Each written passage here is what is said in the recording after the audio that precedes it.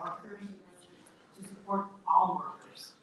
And I am here very proudly to stand with my colleagues who are in this committee.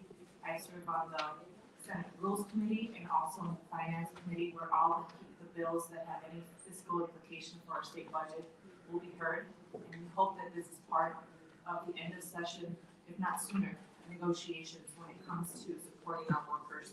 Just today, we will have one negotiation with the governor and the other leaders of the House and Senate, and this will be one of the issues that we will be discussing. I want to thank Senator Murphy and so many others who have done so much to elevate the voice of workers in our state, and we want to thank you. We want to formally thank you for all the efforts of all the workers who have so heroically worked for our state to keep us safe, to keep us open for business, and to get us through this pandemic. And we hope that we are able to return that gratitude, not just with checks, but with a sincere appreciation for everything that you have put on the line for yourself, for your families. And we really want to thank you. So, Mr. Chair and members, I will be here for a while to listen to the testimony, but also present one of the bills later on in the testimony. I just want to say thank you for making time for this space in our Capitol. You're welcome, and we're so glad you're here to tell us your stories. Thank you, and I take that time back to Mr. Chairman. Thank you, our wonderful leader. We appreciate you, Senator Lopez Franzen. Because of time, we're going to try to make sure that we get this meeting here going. So I'm going to ask Senator Murphy to go to the table and start her presentation. And if I can get Courtney Hubert to sit next to her so that when it's your turn to testify, you are prepared. So thank you so very much. We are now listening to Senate File 2650. Senator Murphy. Thank you, Mr. Chair and members. My name is Karen Murphy, and I represent District 64 in St. Paul. I am grateful to the committee members and to my colleagues in the Senate for using our power to convene, a power granted to every member of the legislature, and to bring forth issues that are being ignored right now by the Senate Republican majority, including this one, Senate File 2650, a bill that makes good on the promise that we made to 667,000 frontline workers who at the start of the pandemic had no choice but to go into work. When they went into work not knowing the risks that they were facing, other than there was a disease that was spreading, hurting people, and in so many cases killing people. They were required to go to work. They kept us healthy, they kept us safe and alive, and they kept our economy moving. And 2 years later, and the reason why we're doing this today is because it marks the 3-year memorial of the stay-at-home order. 2 years later, Minnesota's economy is strong and it's thriving for very, very many people. And our state is benefiting from that with a $9.3 billion surplus. Last year, we made a commitment to frontline workers that we were going to deliver to them frontline worker pay. We had a long summer and fall discussion where we modeled a bill, which you can see the fruits of in the proposal before you now. That working group came to a stalemate because our Republican colleagues decided not only that some frontline workers were not worthy of frontline worker pay, they produced an alternative proposal that left out many of the 667,000 Minnesotans who did so much for us at the start of the pandemic. But they also injected issues not related at all to frontline worker pay, like the firing, proposed firing of a commissioner, or taking out anti-vaccine mandates, or taking out emergency powers and wanting to dismantle emergency powers, all barriers to getting a solution to this problem, all barriers to coming together in a special session to fulfill our commitment as the people who did so much for us. Thus far, there has not been a Republican proposal introduced this session on frontline worker pay. The only one in the Senate right now is the one before you, and Republicans, just like last session, refuse to give this bill a hearing thus far. We are in a room filled with Minnesotans who did this work for us, and I'm so grateful that they are here, not only so that we can thank them for everything that they have done, but so they can see that we are continuing to work to fulfill the commitment Yesterday, I was invited with my House colleague, Senator Frazier, the author of this bill, in the House to celebrate Mass in Worthington, Minnesota, at St. Mary's Catholic Church. The church was filled with frontline workers. The church was, it was a beautiful church. The Mass was delivered in Spanish. It was filled with Latino Minnesotans and their families. We memorialized the 2-year anniversary of the stay-at-home order, and after Mass, we went to the Catholic church next door and into the cafeteria and had a roundtable discussion. And once again, I listened to the stories of Minnesotans and what they've experienced in the last 2 years, and I just want to share 2 of those stories with you. The first was from a father who was working in the meatpacking plant in the ABS, and he and his wife were both workers there, and they went to work. They had to go to work, and they went to work, and they experienced COVID. Their coworkers got sick. There were people who died. They knew they were at risk, and their families understood that some people were staying home. And you'll remember the stay-at-home order said, we want most of you to stay home. Stay home, don't congregate. We're going to give you unemployment benefits so that you can keep your financial security intact. But a subset of Minnesotans, we need you to go to work. And they did. His young son said to him, Daddy, why do you have to go to work? I'm scared that you have to go to work. I'm scared that you're going to miss it. I'm scared that you're going to bring this home to us. And he said to his son, I have to go to work if I don't have a job. That was the choice that was made by so many people across the state of Minnesota. In addition to that, another man shared with us that when the stay-at-home order was put in place, he was required to go to work. And his choice was this: go to work and face the risk. Don't go to work and lose your job. No opportunity for unemployment benefits. For his financial security, for his livelihood, to feed his family, he had to do that work. And for our Republican colleagues to suggest that their labor is not worthy of frontline worker pay is absurd. Many people put themselves on the line for this proposal. Many people did a lot of work for all of us. And it's time for us to recognize that and keep our commitment. The last thing I will say. In that room, first in the church, and then in the cafeteria, I was surrounded by people who know we need this job. If we do not fulfill our commitment, not only are they out $1,500, which will be very meaningful for them, but one more time we'll say to Minnesotans that we're not going to keep our word. And that erodes faith in this very institution in which we're working, the institution of the legislature, the institution of government, and the institution of politics that's Minnesota. That's very, very important to us. And we must use our voices, our powerful voices. And as I said to the people in the church yesterday, we can pray for those who are resisting this to open their hearts to do the right thing. Thank you for hearing us today. I'm really grateful for you, for all of you, and I'm eager for you to hear the testifiers. And I hope that eventually we'll look favorably upon this proposal, make it law, and reward the people who've done so much for us. Thank you, Mr. Chair. Thank you, Senator Murphy. And thank you for those words. Thank you for contextualizing it, and thank you for making sure Minnesota understands what is happening here. Each testifier is going to be given 2 minutes, and so we'll ask that you adhere to that.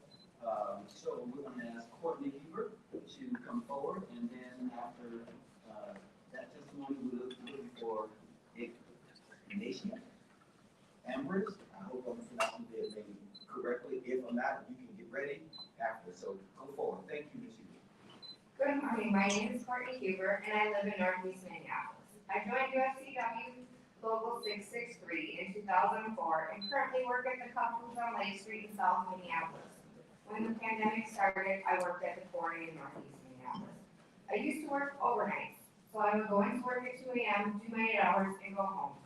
I could complete a grocery order in under 2 hours and order unlimited number of cases of food any day of the week. It was simple.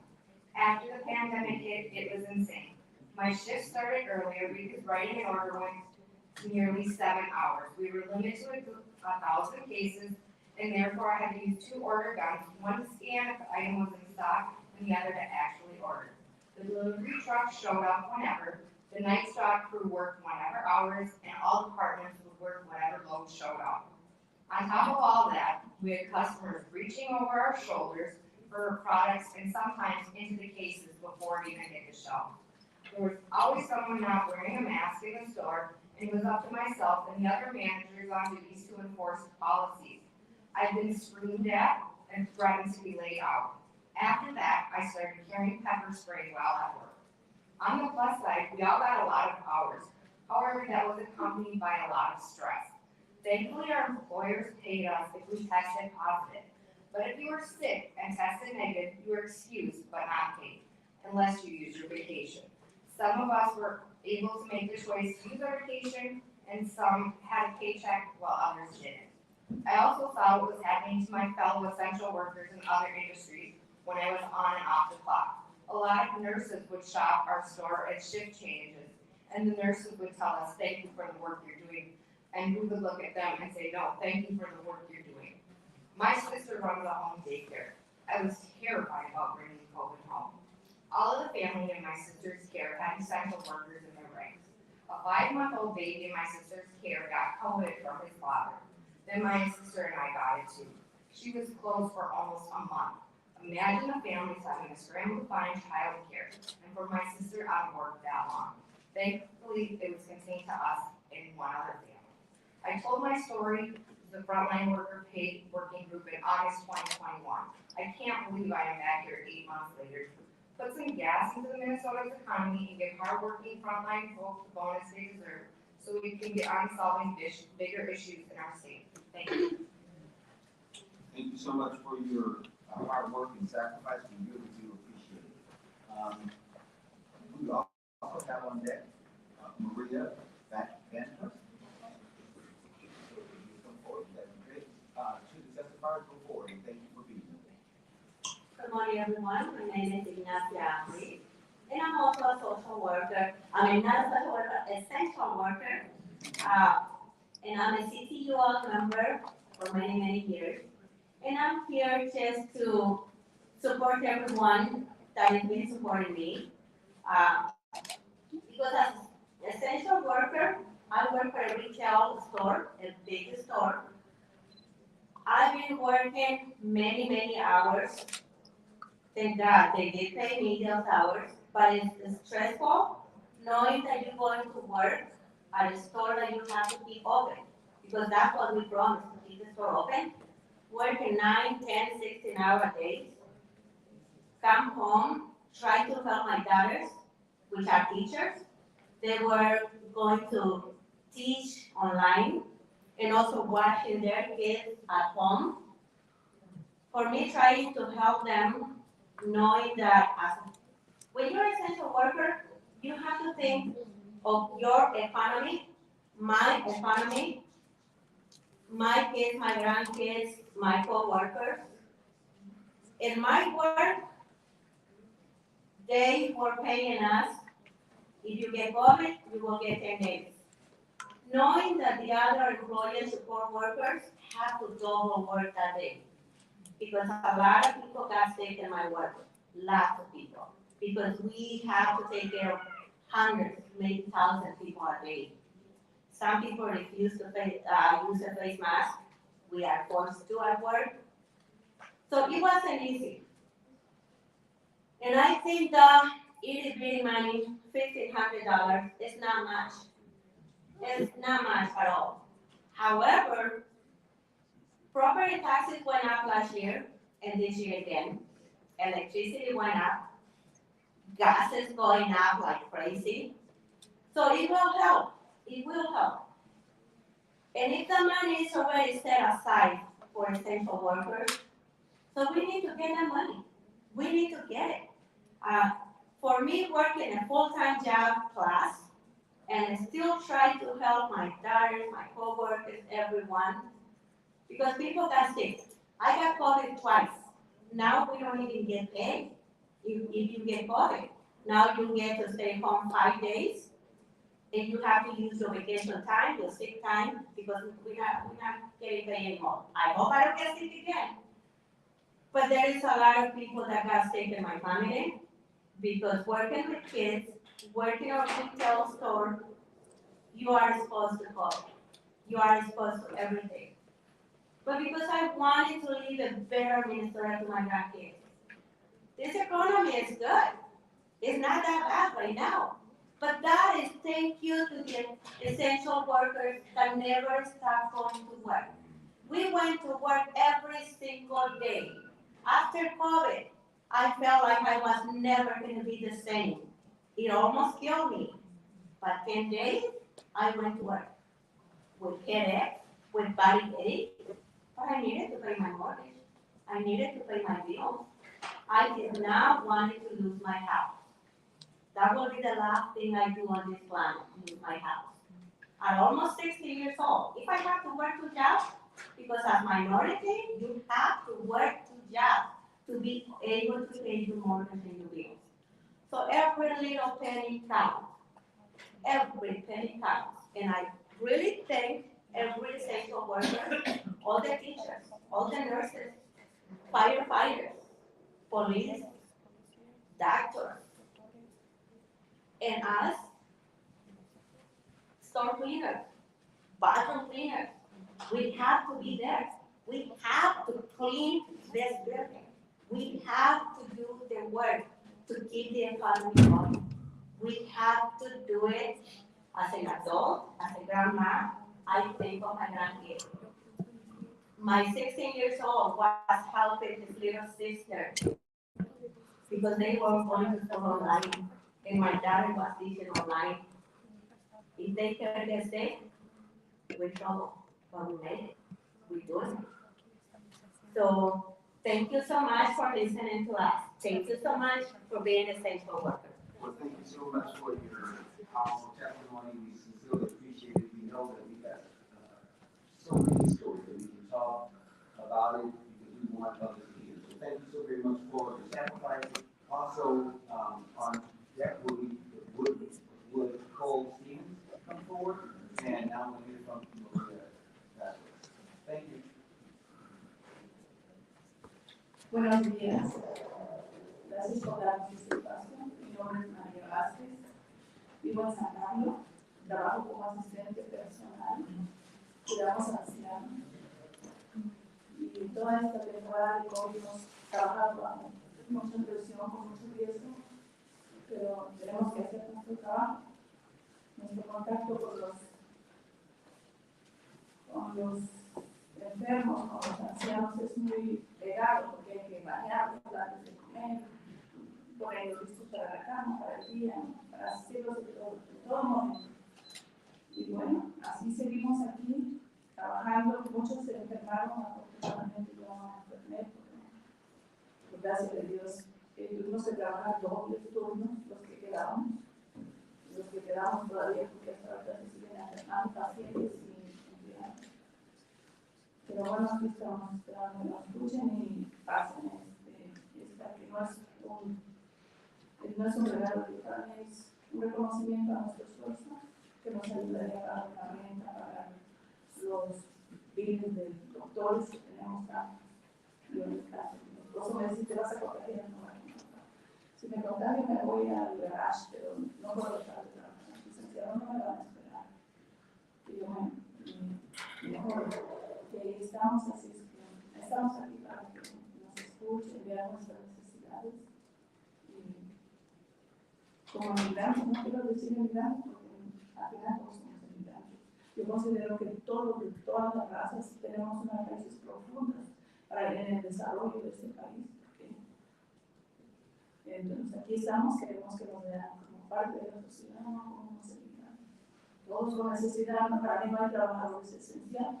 Todos somos trabajadores y todos somos esenciales en cualquier área de trabajo. Pasen un buen día. Good morning, my name is Maria Vasquez. I live in St. Paul. I'm an essential worker. For the last 2 years, I've been working under a lot of pressure and a lot of risk. I'm a home health care aide. We have in Newark, and we have a lot of contact with people who are sick and with elderly people. We're in a lot of contact with them. We have to touch them and help them, whether that's going to the bathroom or eating or taking medicine or getting up from their bed. There's a lot of preparing that we have to do at all moments, and whether or not we get sick, we have to keep going. going, whether or not there's risk, we have to keep working and keep showing up. Many of my coworkers and clients have gotten sick. I myself, thanks to God, have not, but it wouldn't matter. And we've had to work double shifts when people who have gotten sick have come in. And folks are continuing to get sick, and I hope that this bill passes. It's not a gift for me, it's a recognition of our efforts. It would help us to pay, for instance, like myself, many doctor's bills. My husband has been sick, you know, and he said, if you get sick, what are you gonna do? And I said, well, I can't stop working, I have to keep going. And we're here so that you hear us, and you take us into consideration, and you pay us for our efforts. You know, as immigrants, you know, I think that everyone sometimes can be considered an immigrant to this country, and we all have value. All races have a place in making sure that our country can go on and our economy keeps going, and we all have a space to be recognized in our deep efforts in this country. We want to be seen as necessary. We want to be seen as essential. We are all workers, and we are all essential. Thank you so much for your time, and let's get this passed. Well, thank you so very much, and I want you to know that we do hear you. We really will have an opportunity to ask questions at the end if you have any questions about testifiers, but I just wanted to be able to get back. Thank you so much, Cole Stevens. And then also, if we can also have Mary Turner, please approach the podium as well. Thank you.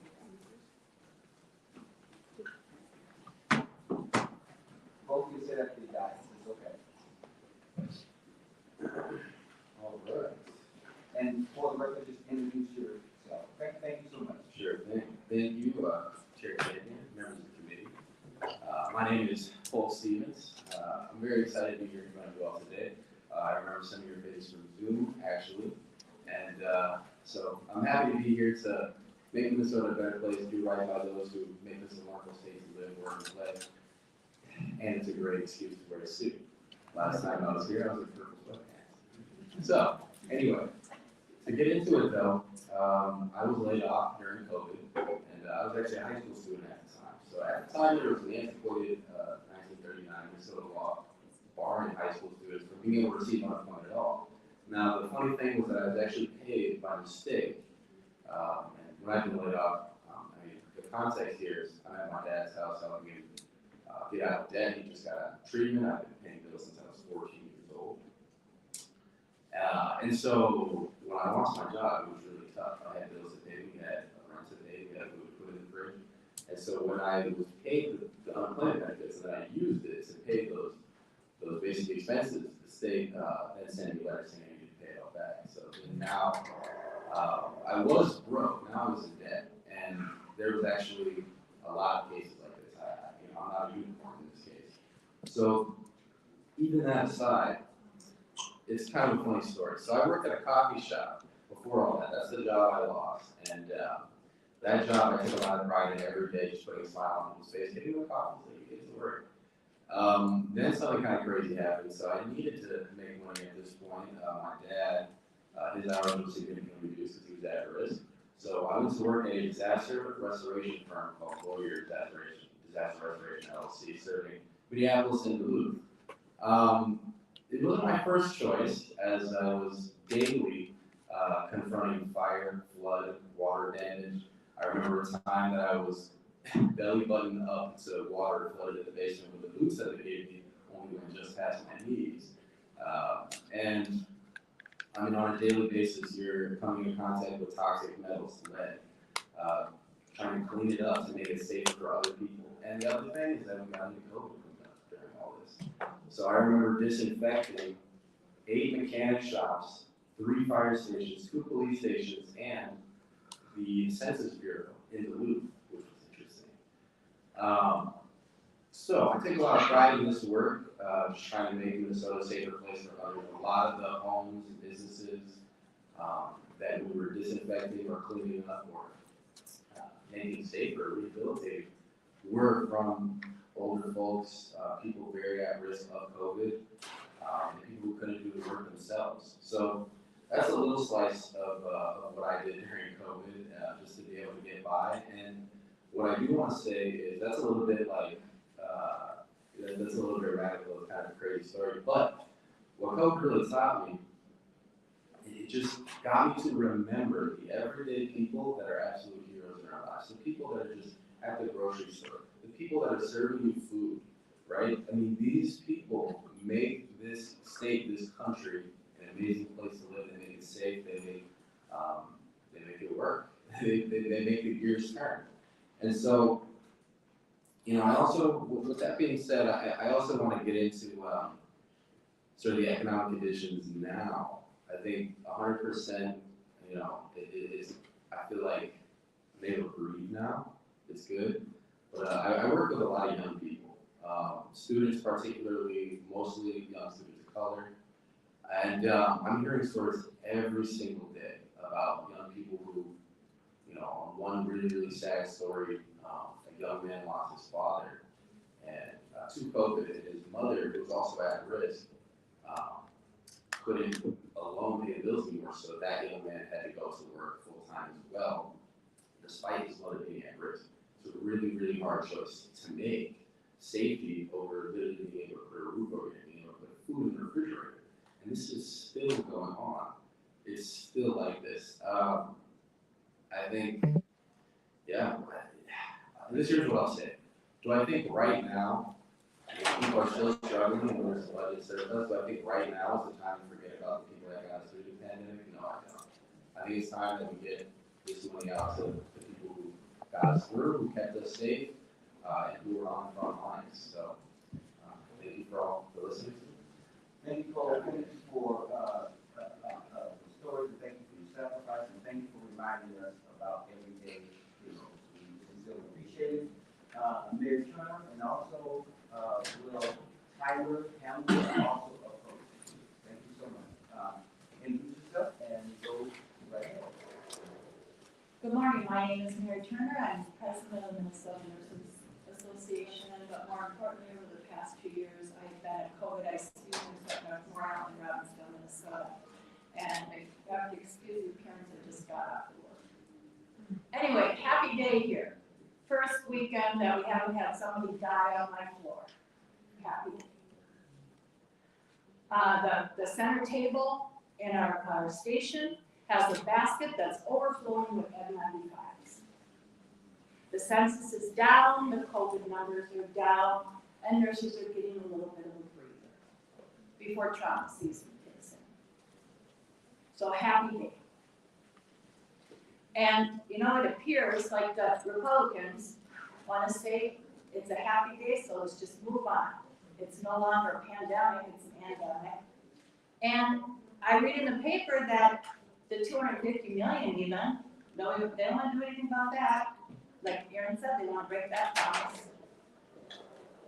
But, and also, they say all workers are equal. We don't want to divide the workers, so we should give a tax break to everybody.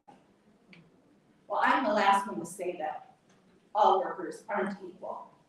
We are all equal, and I fight for all workers everywhere. But I'm sorry, during this pandemic, to sit and say that the frontline workers, the nurses, the doctors, the respiratory therapists in my world, all the people who kept people going, healthcare wise, who took the risk, we are not equal. All the grocery workers, the cleaners, everyone else that I have been on the front line fighting for the past 2 weeks, the past, year and a half, we are not equal. We have been heroes. We have been there.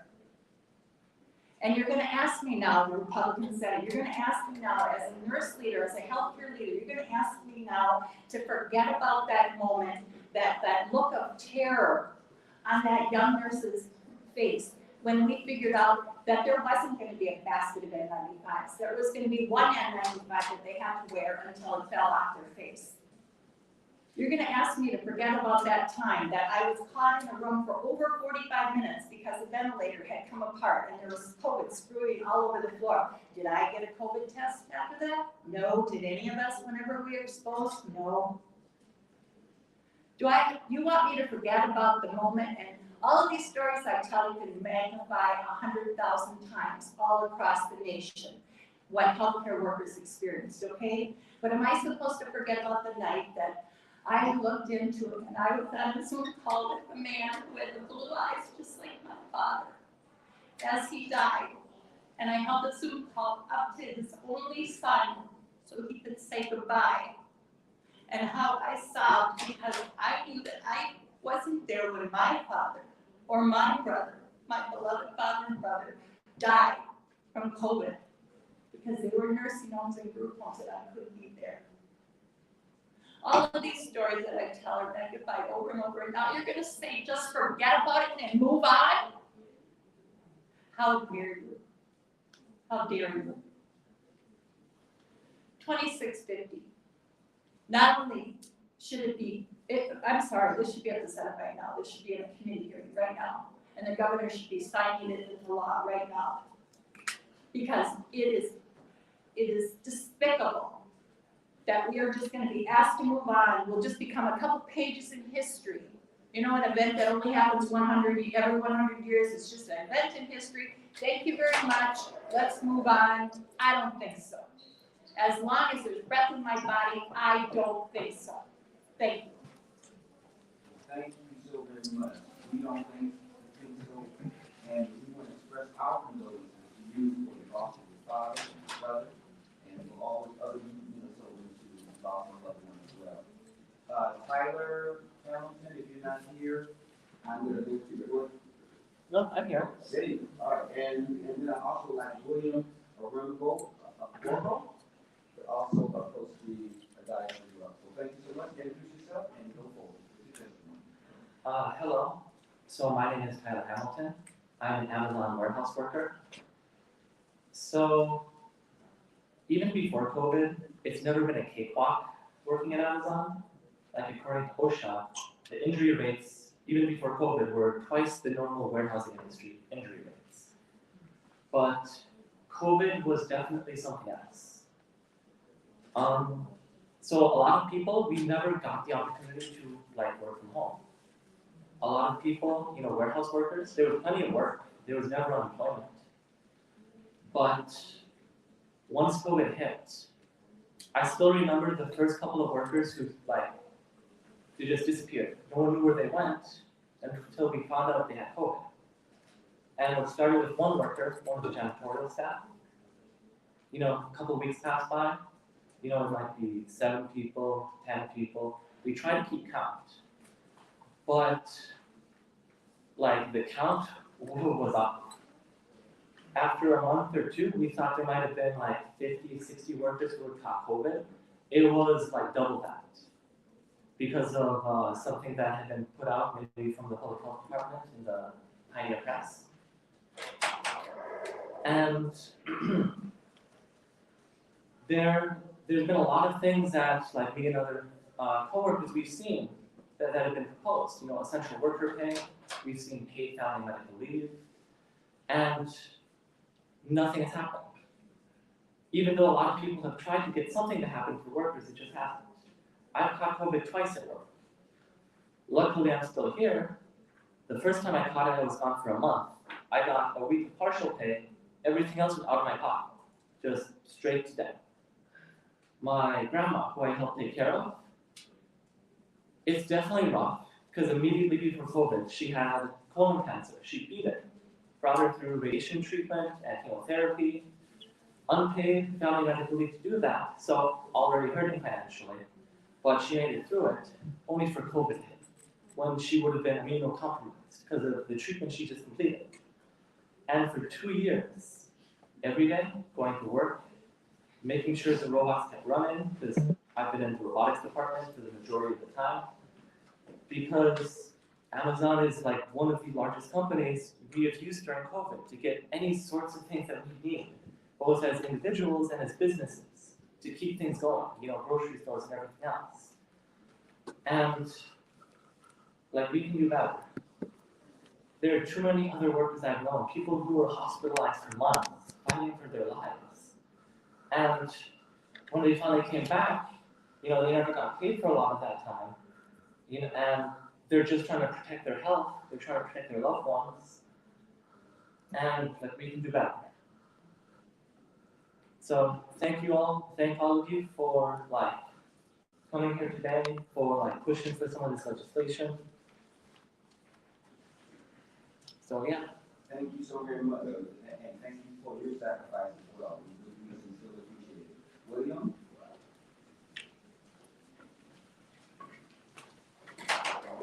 Roll call. Introduce yourself and go forward with your testimony. Thank you so very much. Thank you, Senators, for the opportunity to speak before you. Good morning. My name is Bill Orgo, and I represent 82 education support professionals as the union president of Local 1802A for the Moore School District. It's hard to believe that March 2020 was 2 years ago now. The number one priority was the safety of our students and employees. However, our nutrition department and paraprofessionals remain in the schools. They are the true frontline workers, showing up every day because children still need to be fed, providing daycare to Tier 1 workers, and delivering homework to students at home.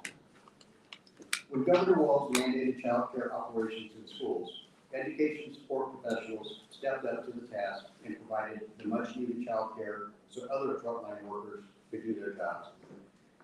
As you may know, these members also worry about increasing costs of healthcare premiums. Many ESPs work just to pay for their healthcare. So the uncertainty of how work assignments were going to be completed just added to the stress and anxiety already present. Fast forward to the 2021 school year, and unfortunately, many of our ESPs were still working in person. Several members were required to stay home in quarantine after encountering a positive case. One member was required to quarantine twice in 2 months. By this point, they had exhausted all of their federal COVID-19 paid leave, as well as their personal and sick leave. This individual has told me that the situation of having to quarantine with no leave available caused him to be homeless for a time, living in a house with no heat, electricity, or water. This all occurred during the month of December 2020. They had no way to pay for medication required for a disabled spouse, food to eat, or even gas, which would allow them to drive to appointments. Most ESPs did not have the luxury to work from home. Instead, they were forced to use their personal leave, or if they had none, they were forced to go without a paycheck or receive a reduced paycheck. We still had vaccinated members contracting COVID-19 and being forced to quarantine, many with no sick leave available. I have one member who was quarantined 4 different times and never tested positive for COVID-19. These quarantines resulted in 46 unpaid days. ESPs are severely underpaid. They continue day after day to choose to work in our schools and to help children learn to become the best person they can be. The past 2 years have been an emotional strain on our workers. The $1,500 one-time payment would be a great help to these individuals who are struggling to just survive every day. With our state surplus, the funding is there to make these payments a reality. This comes after school districts will also give federal funding to help students and staff recover from the pandemic. But some districts, like mine, have budgeted funds on things like furniture. I'm here today to ask that this bill gets full consideration from the Senate, so it can be passed and put into law. To provide a welcoming thank you to those who kept our state running. I ask that you please support this bill so that all frontline workers can receive a small sign of gratitude, a token to show them the service they provided is recognized and appreciated. Thank you. Thank you so very much for your testimony, and I want to pause and thank everyone who has testified this morning. Before we give the author an opportunity to make a final comment, any questions from the committee to any of the workers? Any questions? Seeing none, Senator Murphy, in your closing comments, can you briefly just cover how many workers will your proposal cover and how much? I've heard $1,500. I just want to make sure of that, because I want that to be the last thing that we want our Senate colleagues here and for me to know about, so that we can all support this bill being heard. Thank you, Mr. Chair and members. Thank you for hearing that testimony. I know we still have your hearing time. Senate File 2650 would cover every of the frontline workers and all of the sectors identified. That would be 667,000 Minnesotans, each receiving a check of $1,500. I appreciate that the committee taking out the time today, hearing the stories and hearing this consideration. Thank you, Mr. Chair. Thank you, Mr. Murphy. Thank you again to all the testifiers. Because of time, we're going to move pretty quickly because we have some other deals to cover. But we are now calling forward Senator Pappas for Senate File 29. Senator Pappas, Senate File 29. And once you're in place, Senator Pappas, just feel free to introduce yourself and go forward. Thank you so much.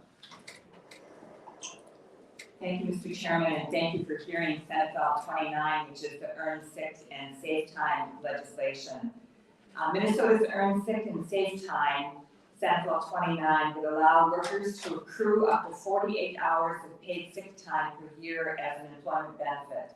Paid sick time means being able to comfort a sick child, go to the doctor, take time off to get a COVID test, or seek safety without having to worry about losing pay or getting fired.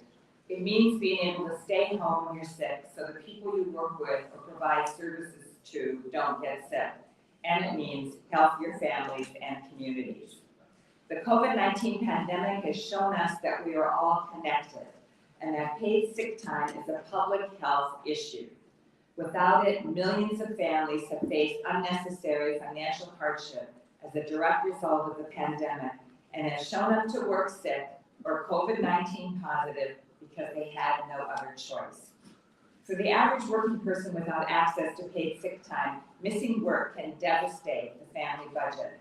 According to a study by the Economic Policy Institute, missing just half a day of work can mean giving up a month's worth of spending on fruits and vegetables. Being gone 2 days is a month of gas. A whole week can amount to a month's rent or mortgage payment. Women, people of color, and low-wage workers in the retail, hospitality, service, and care industry, working people who've kept our society functioning during the COVID-19 pandemic, as we've heard from the previous testifiers, are most likely to be denied this basic workplace standard. Again, according to the Economic Policy Institute, only 27% of private sector workers earning the bottom 10% of wages have access to paid sick time. Black and Latinx people are less likely to have access to paid sick time compared to white people. Lack of access to paid sick time has a greater impact on women, who are more likely to manage family health care needs. 12 states and DC have passed statewide sick time laws. In Minnesota, we have local ordinances in Minneapolis, St. Paul, and Duluth. It's time to extend sick and safe time to all Minnesotans. Members, I just wanted to say briefly what the bill does. The bill provides at minimum 1 hour of paid earned sick and safe time for every 30 hours worked, up to at least 48 hours per year. Employees can carry forward at least 80 hours year to year. Those earning earned sick and safe time cannot use their accrued time in the first 90 days of employment. Someone who qualifies must work at least 80 hours in a year for an employer, and independent contractors are not included. Employees can use sick and safe time for themselves or their family members for the following reasons: mental or physical injury, diagnosis, care, and treatment, absence due to domestic violation, sexual assault or stalking, relocation, diagnosis, legal advice, treatment of physical or mental injuries, and accessing services. They can use it to care for a child as a result of a school emergency, public health, or weather closure, and they can use it for exposure to a communicable disease. As I said, members, it's time for all Minnesotans to have earned sick and safe time. Thank you for allowing me to present the bill, and unfortunately, I don't have any witnesses because they don't have time off. Well, Senator Pappas, thank you for walking through the bill, explaining how important it is. Just briefly, as we get ready to go to the next bill, can you tell us if you requested a hearing, what rationale are you hearing from the chair as to why your bill cannot be heard? Thank you, Mr. Chairman and members. I have requested a hearing 3 times, and I've talked personally to the chair of the committee, and he's just indicated that he won't hear the bill. Thank you, Senator Pappas. Any questions from the committee? Thank you very Thank you so much, Senator Pappas. And we're going to ask Senator Putnam to take the dais fully. So Senator Hurd has joined us, and what we did before you got in, Senator Hurd, we just introduced ourselves and the district that we serve. So can you do so, or will you turn to Senator Hurd for Senate File 1598? Thank you, Mr. Chair, for giving me the honor to introduce myself. We have more people in the audience, so we appreciate that. I'm State Senator Walker. I represent the East Side St. Paul District 67.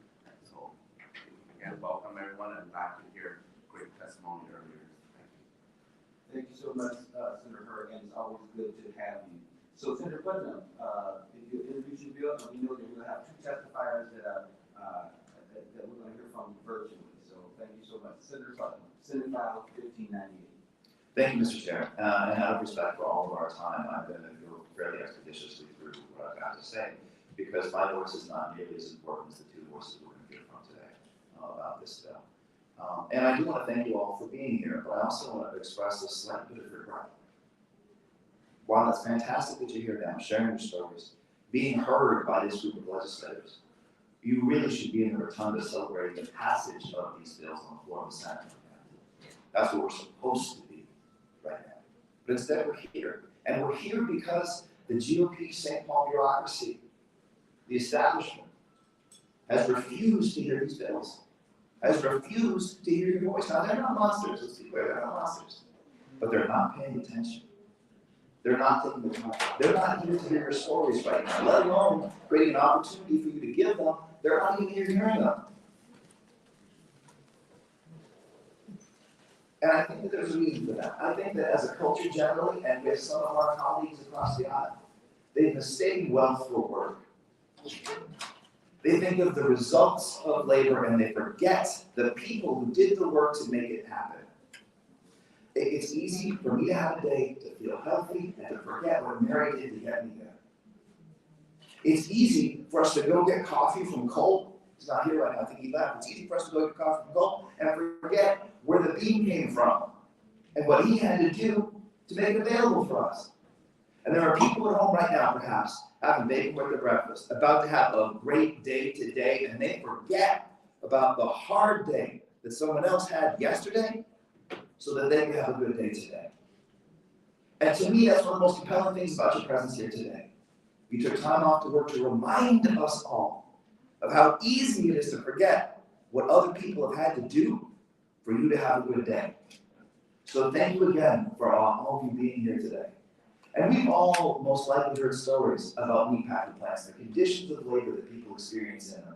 We're going to hear two more stories, but I've heard many of those stories in St. Cloud. You've heard the stories of people having to wear undergarments because they're not allowed time off. A basic break, basic human rights. This bill I'm about to present to you today is basic, it's simple, it's fundamental. And as I go through the provisions, what I'm just about to do right now, I want everyone in this room to take a second to think. And is anything that I say even slightly unreasonable? Seriously, think about that. Is anything I'm about to say even slightly unreasonable? This is what this bill would do to protect folks who work in our meatpacking plants. It would provide a workers' right coordinator within the Department of Labor and Industry to enforce this act. It simply gives the resources to the agency so that they can pay attention and take care of the business. It's not an edict where we say, here's a new rule. It's a, here's a new rule and here are the resources to enforce it. That makes sense, doesn't it? That makes sense, right? Right? In the event a worker is put in a hazardous work condition, they have the right to refuse to work. Come on now. That's controversial? Mm-hmm. That's common sense, people. It provides whistleblower protection. So there's something bad happens at work, you can talk about it, you can tell people, you can inform your employer, who's probably also not a monster and would want to know how to make conditions more safe and better for their employees. And to protect the person who says that. Now, is that unreasonable? No. Again, common sense. And it suggests that meatpacking companies must create a safe worker program to prevent injuries. Again, completely common sense. And last, it provides a worker with it requires the meatpacking plants to actually tell the people who work there about the rules that are established in this program. All of the things that I just told you, Think about it. What of those issues is controversial in any way? And yet we can't hear it, we can't talk about it on the floor of the Senate, we can't discuss its merits, and we can't hear the stories of our two testifiers here who are here to share with us today. So, Mr. Chair, I'd like to hear them and hopefully listen to and learn from the folks who are here to tell us stories now. Senator President, thank you so much, and thank you for your advocacy, not only of this bill, but to the constituents that you serve in St. Cloud. We're going to now turn to two testifiers who will join us remotely, and just a reminder to them that we are asking them to provide their testimony if they can within 2 minutes. The first will be Dan Lindwright, who is a meat packer at Hormel in Austin, Minnesota, followed by Terry Wolfbrand, who is also a meat packer at Hormel in Austin, Minnesota. So Dan first. Go for it. Good morning. My name is Dan Lindwright. I live in Austin, Minnesota. My entire life. I've worked for meat packing for 26 and a half years. 21 of those in North Carolina. 5 years ago, I became